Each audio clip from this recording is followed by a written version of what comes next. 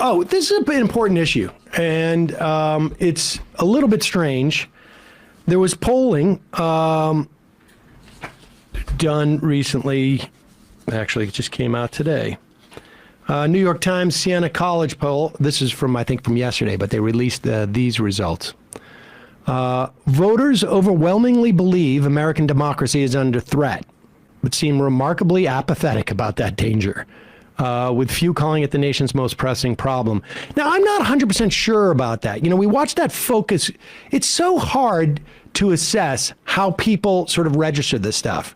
Yeah. We saw that focus group where people were convinced, we're talking about voting for Fetterman because they don't want the Republicans to have control of the Senate. And they don't want Republicans to have control of the House.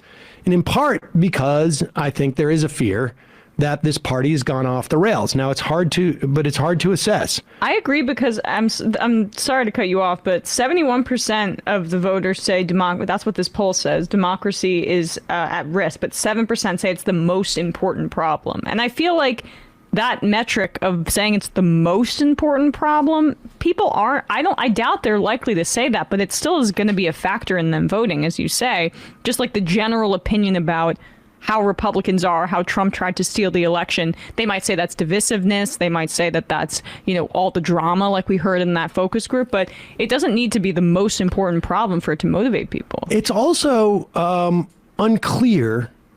If you think inflation is the most important problem, it doesn't necessarily mean that that's what you're voting based upon. Because one thing that we also saw in that focus group was that people weren't necessarily blaming anybody for it.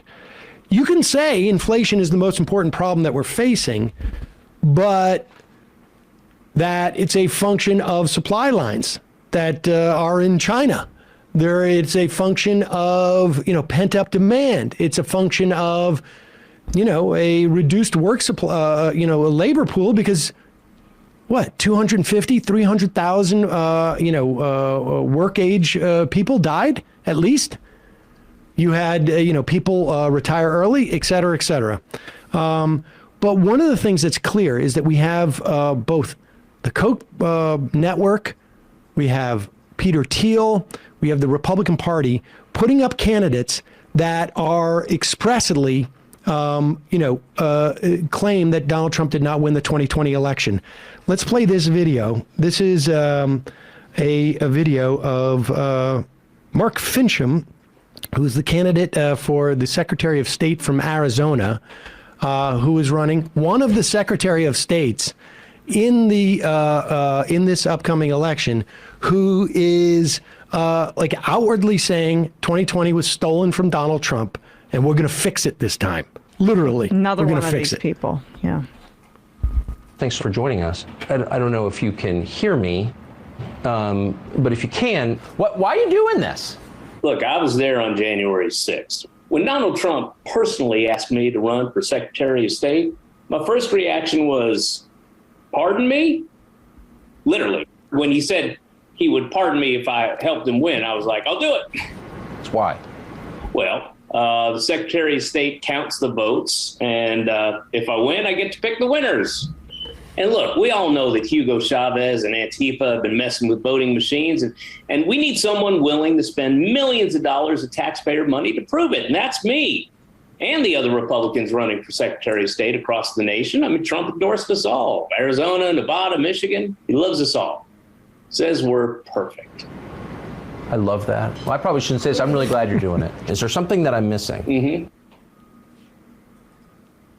Yeah. I'm Mark Finchem, and I want to count your vote, and I'll adopt your child. Bring that baby to me. I like how the hat's just like almost a halo around him because it's just not sitting right. No, like, I don't know what's big. going on with that. That, of course, was David Cross. That is a campaign done by, I guess, Midas Touch and the PCCC. That's a funny video. We'll put a link to that in the and pass that around.